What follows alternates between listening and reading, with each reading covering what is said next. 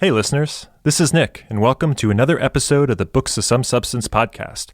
Today I'm chatting with Jesse Cash of the progressive metal band Erra about his favorite author, Cormac McCarthy.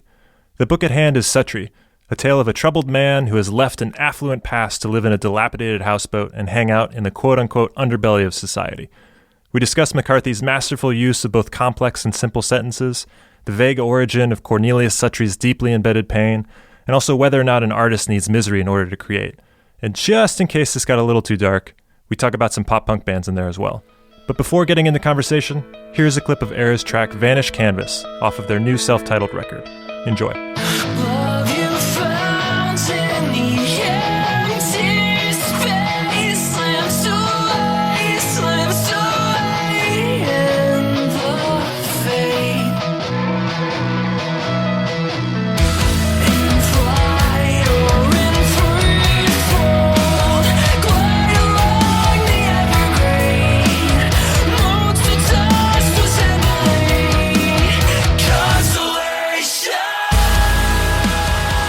So I've been doing a little bit of light Instagram snooping, nothing overly creepy, but in the biz we call that research. And I've noticed many a stack of books, and you talk about reading during quarantine.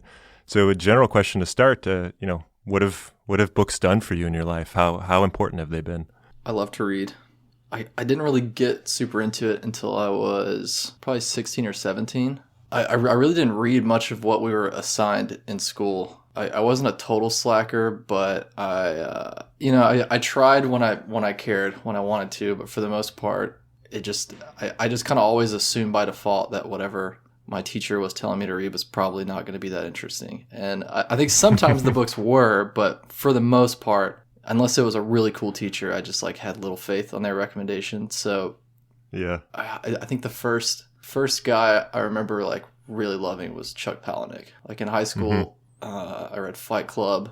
Loved Fight Club. I loved Bret Ellis, American Psycho, Less Than Zero. It was just exciting to me that there were books out there that were so gritty and inappropriate. Because at that point, I thought about books in the context that I think a lot of people still do. I'm 28 now, or 29 now, and a lot of my friends don't read, and I think they still kind of hold on to that idea of it from high school. They think of it as just this laborious thing that is just assigned. It's just work, And I'm just no, there's fun stuff. You can read books about people I don't know, the books with the word fuck in it. It's great. I thought you were going to say fun stuff like books where people get murdered. I was. And I changed. That's where that sentence is gone. Yeah, you can read about decapitations. American Psycho is just such a crazy book. I know a lot of people have seen the movie, but there's a lot. There's things you find in books that you're not going to find on TV because they can just get away with more and they know it. But that was kind of the beginning, and that segues pretty well into talking about Cormac McCarthy, because when I read The Road, which was really not that long ago, I think it was 2014. Mm-hmm. But when I read The Road, that was when I felt like I really became an avid reader. I never read anything quite like that, where just every word felt like poetry. The narrative to all of his books, they're always so simple, and then that combined with this totally not simple, very intricate prose it's perfect. Mm-hmm. But yeah, and definitely reading is translated into the way I write lyrics. It makes it a lot easier. You can pull from things in your brain a lot with a lot less effort if you read a lot. So do you consciously set out to say I'm gonna write lyrics that address this topic from this book or this author, or do you kind of feel like maybe you just take reading as a whole as this thing that you've absorbed and it gives you a tool set to apply it? That's a great question, because there was a time around 2015 I remember writing a record, and there was a song that I wrote, and it was about The Road by Cormac McCarthy, and that song, to be honest, kind of makes me cringe because it's not I wouldn't call it a ripoff. There's no plagiarism, but I just read it and I can tell that I wrote it at a different time, because I can see exactly where it's being pulled from. But these days now it's more of a subconscious sort of influence. I'll just get into the mode of writing lyrics, and my brain will just recall a line that I highlighted in a book, and like I'll write a lyric, and I'll know consciously while it's happening that I'm writing kind of a recycled version of this lyric that I'd heard from this other song. So it happens more like that now, or just more of a subconscious sort of recalling of a line. Do you pull anything else in asking these types of questions with musicians? I find it very interesting. The lyrical content oftentimes lines up. People say, yeah, I've been reading this book and it's been in my head and it kind of seeped into these lyrics. But I also find that sometimes people reference, aesthetics or moods or structures, things like that. Any segue from reading stuff into your writing in that manner? Yeah, 100%. I can look at certain songs that I've written and I can see like Cormac McCarthy's mood or like certain words. Like if I'm reading and I find a word that I really am attracted to, like it'll just pop up everywhere after that. There are moments of very direct nods also. Like for someone who has read a lot of McCarthy, on our new record, there is a song called Electric Twilight, and I refer to the heart as ruby meat, which is directly lifted from Cormac McCarthy. Is that a Suttree quote? It might be in Suttree. Sorry, I'm looking through my tabs right now trying to find which heart quote. But yeah, just referring to the heart as ruby meat is just like so cool. And I intentionally use that in Electric Twilight. Yeah, it's funny. I'm going through it. I'm looking through my Suttree tabs, and I'll even just read one. Hell, we're not even getting into it that much, but you reference the heart quotes, and he's got one that says, "Life in small places, narrow crannies, in the leaves, the toad's pulse, delicate cellular warfare in the water drop. A dextrocardiac," said the smiling doctor. "Your heart's in the right place. Weather shrunk and loveless, the skin drawn and split like an overripe fruit." That's amazing. Maybe that was the one I was thinking about, but he's got a hell of a tongue for describing the heart mixed with, I guess, food products. Yeah, everything he talks about is just like, it's amazing. It's funny too, because there's so many great moments like that to digest when reading one of his books that, like, if I looked at your copy and your highlighted sections, it's probably so different from mine. But if we read both, we would like, I don't remember reading that line, but hearing you read it, I wish I had highlighted it. What page is that? How far into the book is that? I'm on. It's early. It's page 13. Oh, nice. But yeah, no, I completely agree. I mean, that's like, it's such a density and such a just a high quantity of moments that, it's impossible to say what's the thing that stands out to one person versus another.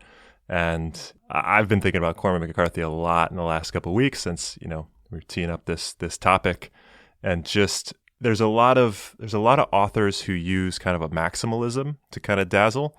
And then there's Cormac McCarthy, who knows how to do both. He knows how to make it maximal, and he also knows how to make it minimal.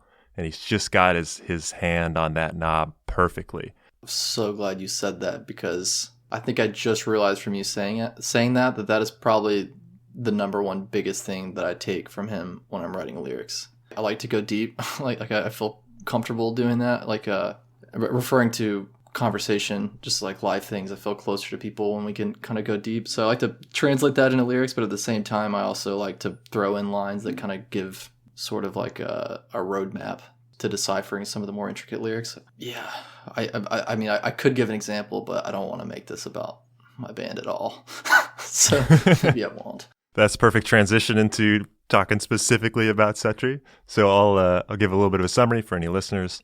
So Suttree is essentially the story of Cornelius Suttree, who is this man living essentially on a houseboat in Knoxville, Tennessee. And we get little fragments of what his prior life was. And we know that he comes from affluence, comes from money, used to be married, had a child, went to college, is educated, but basically lives this life kind of on the margins of society. He also is haunted extremely by his own demons. He's an alcoholic. He suffers from kind of these, I don't know, I guess we can try to figure out how to characterize it, but sometimes he feels almost calm and noble, and other times you can see that these demons kind of overtake him and he loses control of this. And so it's this story that oddly doesn't have that much of a fixed plot. It's almost like episodes that are all tied together extremely well with McCarthy's prose and the dialogue that's just incredible in this. But it is this examination into someone who may or may not have chosen to leave their previous life. It's kind of up for question, but it really gets at the heart of what community is, how you connect with people, but also how we all have our own personal things that we're struggling with. And it's... this is my second read through. I had read it a couple of years back, and I think it actually might be my favorite McCarthy. Previously, I would have said Blood Meridian, but I think this one's now coming out in first place because of the emotional content of it. Wow. So I guess what's your connection to this book? It's interesting that you say that it's your favorite. I've never read a McCarthy book and been disappointed. I love the book. I would probably not categorize it as my favorite. But yeah, it did feel like the most personal one. It felt like maybe the only one that gave me sort of a glimpse into like what his life could have resembled growing up. Mm-hmm. Like in his other work, I feel like he does a good job of sort of keeping himself separate from the story. Or as Hubert Selby Jr. said, like not putting his ego between himself and the page. Mm-hmm. But this one, I haven't read a lot of backstory about the book. I have read that some people saying that it was somewhat based on his own life. I don't know how accurate that is, but it was easy to imagine while reading it that there was a lot of him in the character of Suttree. So that, to me, felt like the most special thing about it. Mm-hmm. I've probably done a similar amount of light research, but yeah, it is often characterized as somewhat autobiographical. I know McCarthy in his early days definitely drank and kind of had this life that he kicked at some point, which in a lot of ways, maybe this is kind of the final journey of that. You could view it through an autobiographical lens. But yeah, I also don't always necessarily need to seek that out in fiction, right? If it is the author or isn't the author, I think at the end of the day, what's important to me is, the story and the content and the writing. 100%. But it is a great question to ask. I mean, you could definitely see that to be able to get to this depth and emotion and have these types of characters that you can identify with does seem like you would have needed some clear interaction or some independent, experience to be able to contribute in that manner. Yeah, I agree with what you say, though. I definitely think that it would hurt the experience to read it just imagining him doing everything that the main character is doing and looking at it directly as an autobiography, because that, I think, kind of ruins it. It just kind of helped me sort of elevate the weight of the character and the things happening to him. It made me more empathetic towards what was happening because I had this subconscious association with it being McCarthy. Mm-hmm. So one thing that I'm like desperate to talk about with somebody is I had this feeling this second time through is identical to my first time through, is this intro piece that when you start to read it, I get this like holy shit moment. It's like holy shit, both from the quality of the writing, but also like holy shit, is the rest of the book gonna be like this? Because I don't know if I can make it 500 pages. Yeah. And I'll frame it just with the intro paragraph, which says, "Dear friend, now in the dusty, clockless hours of the town, when the streets lie black and steaming in the wake of the water trucks, and now when the drunk and homeless have washed up the lee of walls and alleys where abandoned lots and cats go forth high-shouldered and lean in the grim perimeters about, now in these soot-blacked brick or cobbled corridors where light-wire shadows make a gothic harp of cellar doors, no soul shall walk save you." It's unbelievably good. But it is such a peak level of density. Yeah. How did you handle that? Am I the only one there? No, and I would say that the rest of the book definitely is not quite as intense as this first section. Yeah, that was one of the few times I can recall like just rereading an entire I had to just go back and immediately reread that. I don't know if you would call it a chapter, but I was just like, I feel like I really need to focus here. Like I need to just read that again and really pay attention. And then I did appreciate it more. And yeah, it's so grim. It's such a grim setup. The part of that I really liked that I have highlighted is just the very end, like the very last bit. The very last bit I love so much. I think I recall there's like kind of like referencing death as a character. Mm-hmm. I really love the last sentence of it. It's just rooter forms survive. Yes. Yeah, within the gutted sockets of the interlocutor's skull, a spider sleeps, and the jointed ruins of the hanged fool dangle from the flies. Bone, pendulum, and motley, four-footed shapes go to and fro over the boards. Rooter forms survive. Like the interlocutor's skull, I was like imagining death. You know, I was imagining like a skeleton. This whole first section seems to be alluding to death, which does end up being like a big theme in the book, but not quite so, like you said, dense and aggressive. Yeah. I mean, we talked about that maximalism, minimalism balance thing, but what you just read is exactly the example of that, right? Yeah. I mean, it's at the end of 2 to 3 pages of absolute density, but that last sentence of just 3 words is, in my opinion, like one of the most impactful ones, because it just lands that final punch. Yeah, I love that. It's so funny you brought that up. I was thinking about that before I called you. I was like flipping through my book, just like, is there anything in here I want to talk about? And I saw Rooter Form Survive, and I was like, good one. I mean, album title right there for something. Yeah. Somebody's going to use that. The other balance that I find that is not my initial impression, even when I think back about reading this, is I forget about how funny it is. Like, it's absolutely about death, and there's these just grim descriptions, and it's got this gothic imagery throughout, right? Those descriptions are unparalleled. But the dialogue is incredible, and a lot of times it's fucking hilarious, especially with Harrogate, you know? Yeah. He's kind of the lovable outcast of it. But, you know, I don't think a lot of people would pin humor as a characteristic of McCarthy's writing, but it's all over the place in here. Yeah, it's like it's the one, like, fun McCarthy book. Like the others are not quite fun, they're just great, but this one, yeah, like you're actually reading about people having fun pretty often. It's a big part of the book. Yeah, I mean, they're pretty miserable, but you know, they're doing their best. Yeah, I loved all of Suttree's banter. Like, he just seems like such a cool, collected guy, you know, at least on the surface, to his friends and in public. I keep like looking for words for it, but basically the introduction of Harrogate as a character. And so Harrogate is basically this just outcast, barely over 18. He's very clearly uneducated, has no opportunity in life, and he's basically caught having sex with watermelons. Oh yeah. In a field, and he's shot, and he ends up in the workhouse. And he is just this reoccurring kind of character who, after he gets out, he moves in under the bridge near Suttree, and he has these kind of harebrained schemes of making money and all of this great stuff. And he's so absolutely unlovable that, like, it's just impossible to read about him without smiling, or even, I don't know, finding, like, what part of you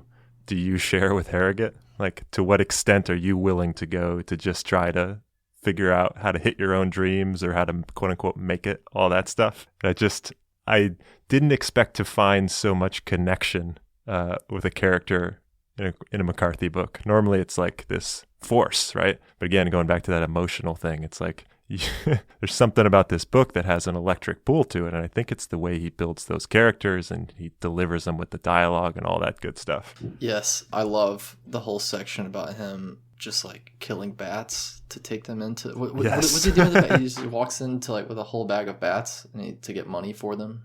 Yeah, the way it's set up is if you bring in a bat to the hospital, I think they give you $1 or something because of trying to limit rabies or another disease.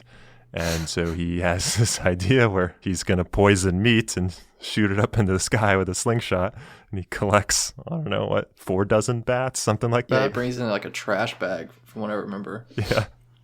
And they're just like, no. Yeah. Like, no, dude. But the end, I remember that. I don't have this marked, but now that you bring that up, the end dialogue between him and the doctor, because essentially there's a doctor who tests the bats and he realizes they've been poisoned, and he brings in this miscreant, and he's like, how'd you do this? And then Harrogate describes to him his process, and he's like, oh, that's pretty smart. And the doctor feels bad for this complete, down and out kid who's got nothing, but he's pretty... Such a funny section. I remember that. Yeah, he's pretty clever. And then it ends with, like, I think he gives him $1. He's like, yeah, I know this isn't a lot for your troubles, but here's $1. And then Harrogate says something along the lines of, hey, $1 might not be a lot for you, but it's a lot to me. Yeah, after so much work, he spends hours and hours doing this, like over the course of like a week, or it was like hard work. And yeah, it just ends on that. Like he just takes his $1 and he's cool with it. Yeah, he's like not even mad because at least it yielded something. And there's also the section, when Harrogate is exploring the caves under the city and essentially finds what I think is a bank vault or something that he's trying to blow up with dynamite to get into. And all it does is just release a bunch of sewage. And ultimately, he has to be saved by Suttree, who realizes he's gone and kind of puts two and two together. But like the end section of that is great too. And here, I'll read some of this dialogue where it just goes, I thought I was dead. I thought I'd die in this place. Are you all right? There was people down here. What? There was people down here. You were seeing things. I talked to them. Let's go. I hate for anybody to see me like this. Suttree shook his head. I'd give $10 for a glass of ice water, said the city mouse. Cash money. And it's just this, I don't know, it's just this sweet ending to this kind of hilarious tale that also almost ended in death. And the only reason that he didn't die was that, Suttree is probably the only human in the world who cares about him. And then he just ends with that, man, I'd really fucking like to have a glass of water right now. Yeah, Suttree can't help this, he has this empathy for the downtrodden. Like he always is like helping out the most, the most like cast out characters in the book. I feel like he gravitates toward. He's always trying to help out. Mm-hmm. Where do you think that comes from? I hadn't thought about it. This is one of my main questions about the book, because I didn't think about it as much when I was reading it the first time. But is Suttree kind of rejecting his prior life? Like, is he choosing to? Like, is it a conscious decision to say, no, I don't want that? Or is it something more almost mystical? I mean, there's points in here where he's, he goes to see a witch and there's kind of some like hallucination. There's some religious components. Like, what do you make of his kind of weirdly innate goodness? I do think there is some conscious rejection of his like privileged upbringing, which actually brings me to my favorite part in the entire book. Actually addresses that. Yeah, this line. And I guess this is him back to like where he grew up. He's walking through this abandoned house, and it was once a nice house, and he's remembering. Mm-hmm. I guess it's open to interpretation, but yeah, if we're accepting that he was brought up privileged, then I read this as him remembering the house that he grew up in, which I imagine is the one that he's walking through. But he says, reprobate scion of doomed Saxon clans, out of a rainy daydream surmised. Old paint on an old sign said dimly to keep out. Someone must have turned it around because it posted the outer world. He went on anyway. He said that he was only passing through. That's my favorite part of the entire book. I think it is a conscious decision to just walk a different path. Mm-hmm. Yeah, and even during that section, that's kind of the only part in the book that's sort of telling of where he came from. Like, I thought that might be explored more based off of the minimal research I did, seeing what people were saying about the book. But it's just these like small little glimpses you get into who he was in his prior life. I guess the biggest indication is, the death of his son, obviously, and his ex-wife. But even that, there are little to no details given about what exactly happened with that part of his life. So I loved this little part that just kind of touches on sort of his dad and his family being kind of cold people. So I have a question, because having read this and not really having a fully formed idea, but the ending, if you read it in a literal fashion, Suttree basically almost dies, kind of gets into this extreme fever, ends up in the hospital, and then ultimately makes it through and kind of leaves before he's properly discharged. He sneaks out. And then the end scene is him essentially leaving town, and he's picked up as a hitchhiker and just kind of leaves and tells everyone he's never coming back. And this is amongst a lot of his friends and community having been thrown in jail or having died, having suffered all of these kind of injustices.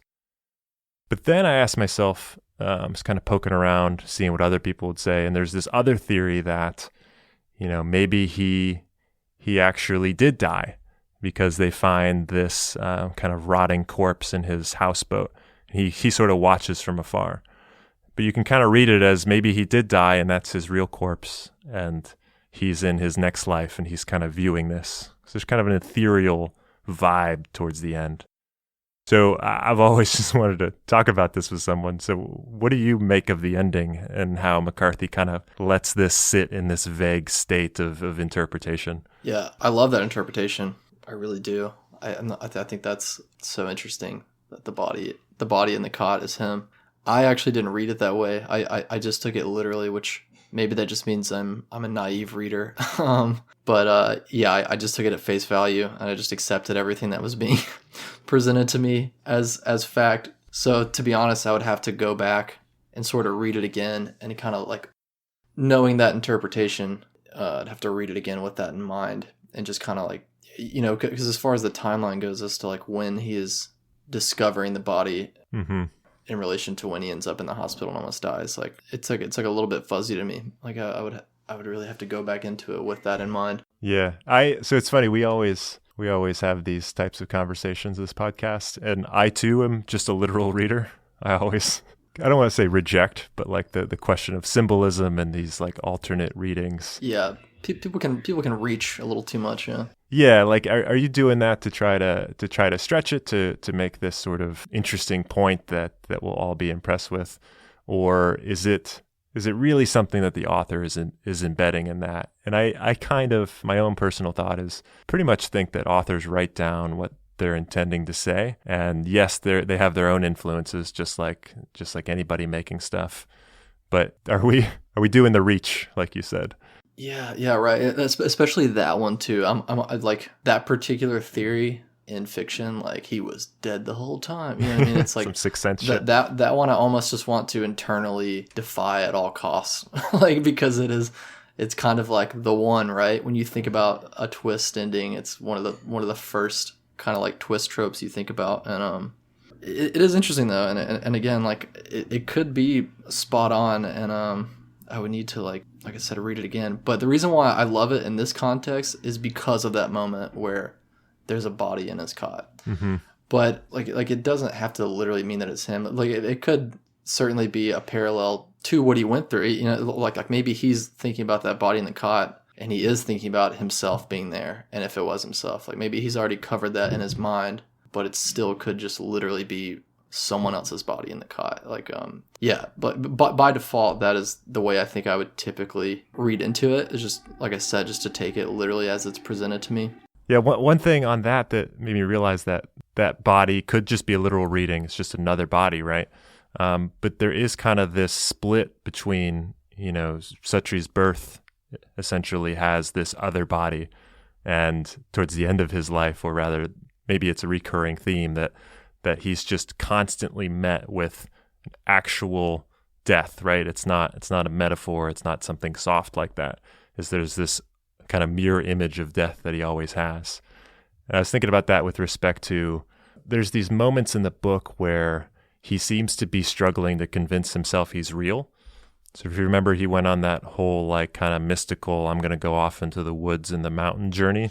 Yes. And basically, it's like this massive fast. Almost seemed like an ayahuasca trip. Seemed like he was starving, but yeah. Exactly. And he comes to a hunter, and this conversation I think is great. Where he says, the hunter spat to one side and shook his head at Suttree. "You're loony as a dip-dapper," he said. "At least I exist," said the wanderer. He wafted at the hem of his blanket and gestured at the hunter with it. "Begone," he said. The hunter recoiled and brought his crossbow up again. "Begone, I say," said Suttree, shucking the tattered blanket at him. "Why, you dipshit idiot, if anybody begones anywhere, it'll be you with an arrow bolt up your skinny ass." Suttree batted his eyes. "Are you real?" he said. "Damned if you ain't beyond the bend in a queer road. Where'd you up from anyways?" "From over the mountain." "What are you, a Yankee or something?" "I'll tell you what I'm not." "What's that?" "A figment. I'm not a figment. And so also, like, that's a fun scene to picture, just a mountain manhunter and this starvation-induced tripping dude coming out telling him he's not a figment. But I do think there's moments where, like, whether it's induced by lack of food or when he went to the witch and she gives him kind of this potion thing, or his fever dreams, he dips into these moments where it does seem like he's struggling to exist. And it's almost like that death is a thing that follows him around, is that his twin brother dies, his son dies, a lot of his friends die. And then towards the end of the book there's a literal corpse in his bed that when he finally gets out of the hospital, that's the thing that's there waiting for him. And I think it all ties back into that question of, what is he doing? What level of agency is he?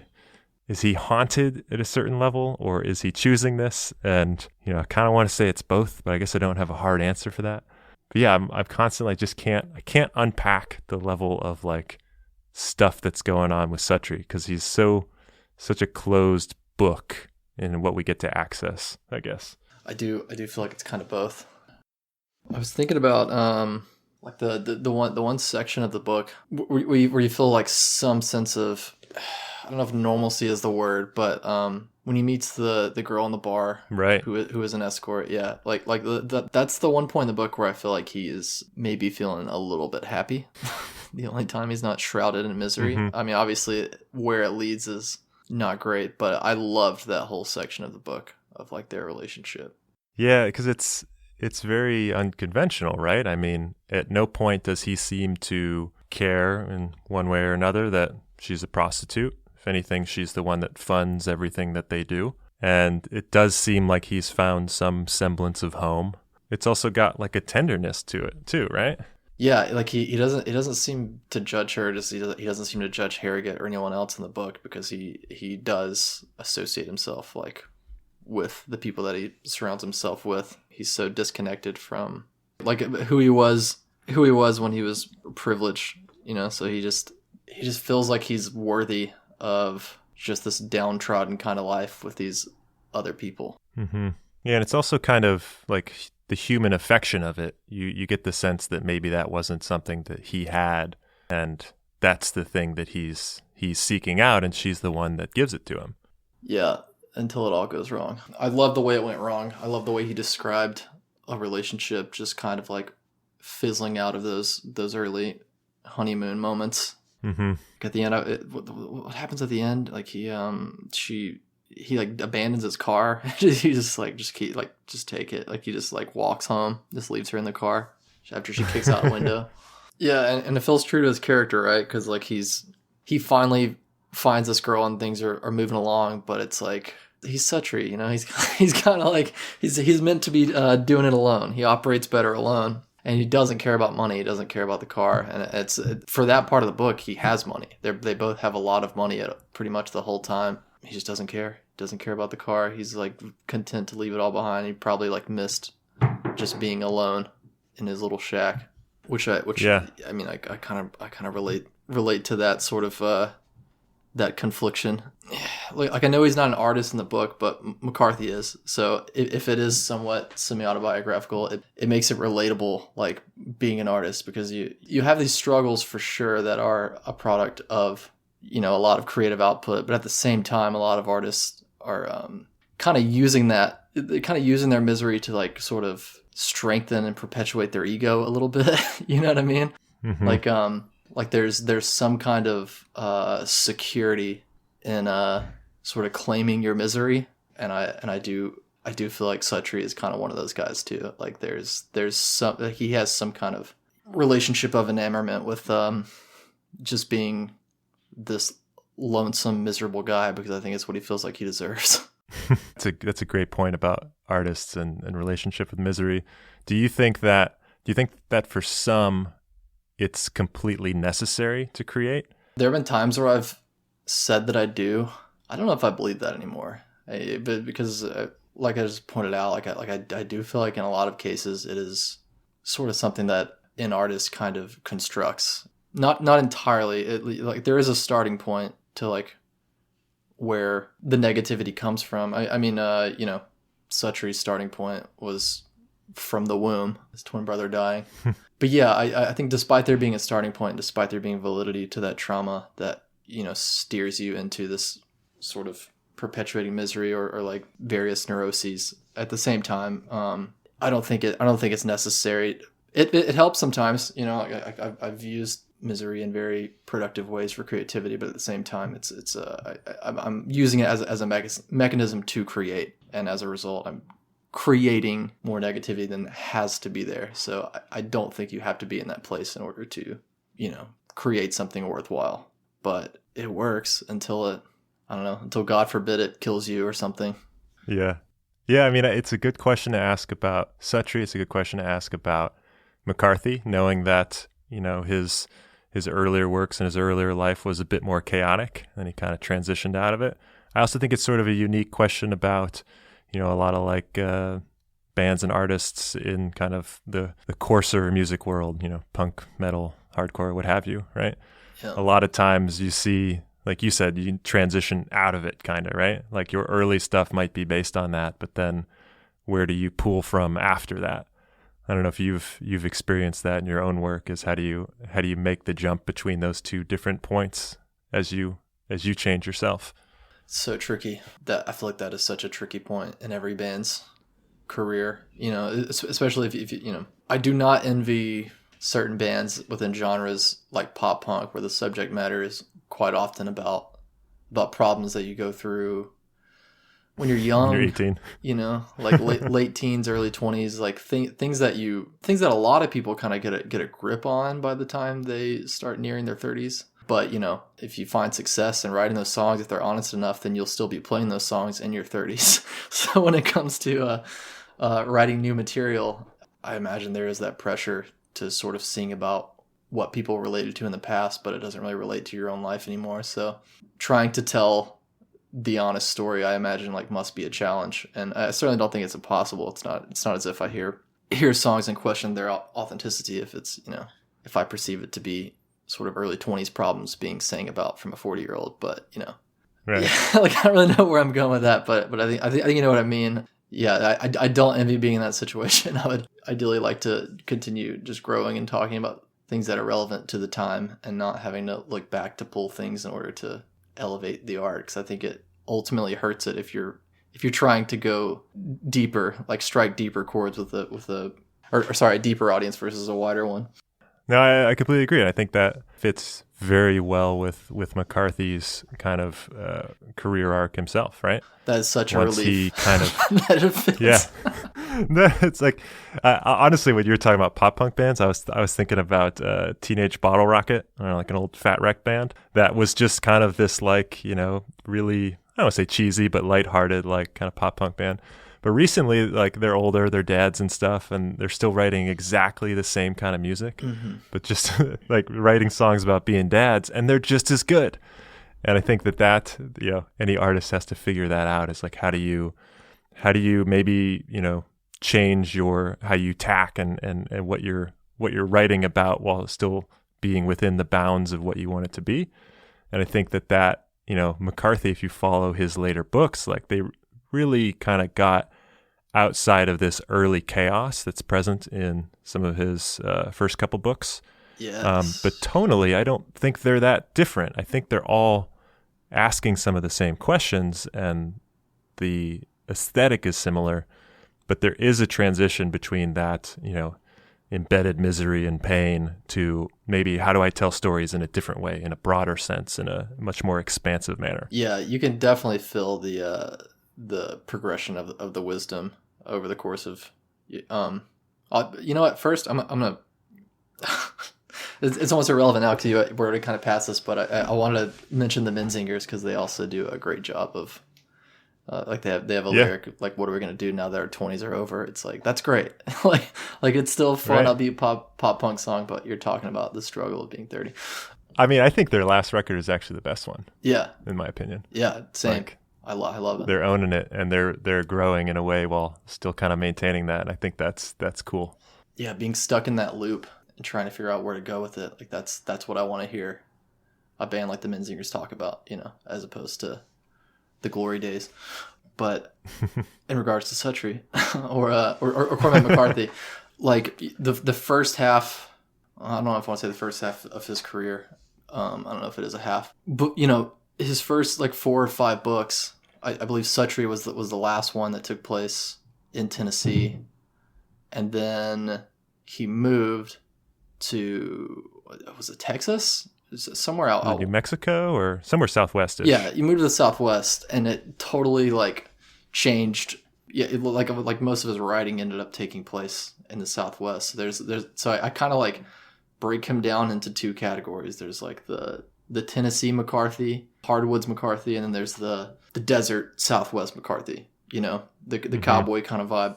And yeah, you can totally see like his maturity as a writer, and even though, like you said, it's asking all the same questions, it does kind of deepen over the course of his career.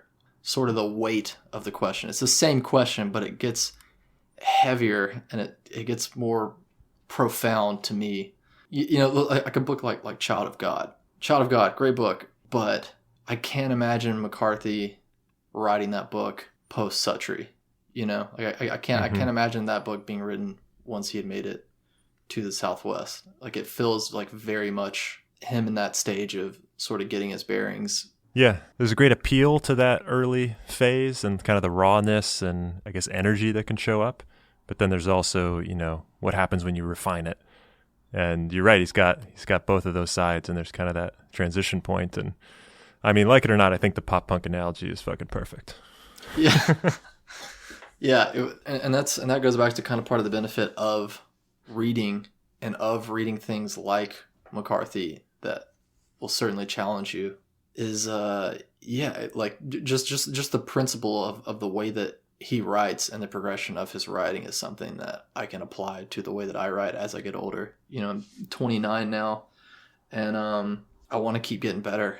I've been in my band since I was 17, and I certainly don't want to keep making stuff and talking about things in the music that resembles the starting point. I want to keep progressing, and reading stuff like McCarthy is a good sort of roadmap.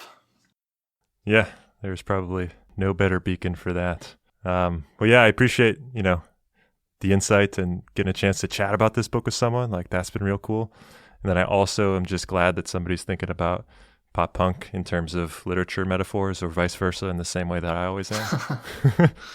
So for the cross section of McCarthy lovers and people who are into the Menzingers, this is the podcast for them. Yes, for sure.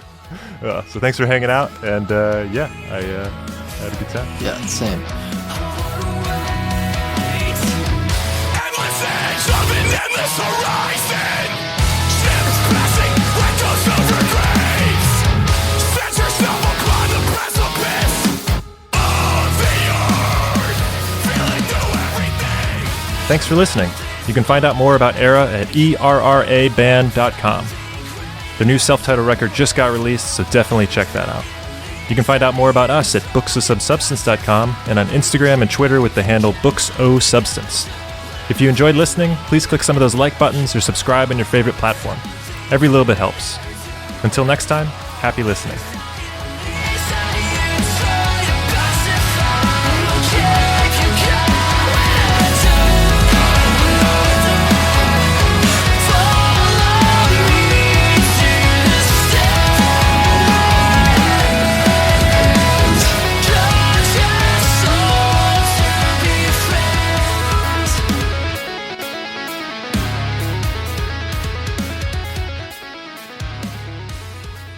I do wish more people were reading, but it's a fucking distracting world we live in. I totally get it.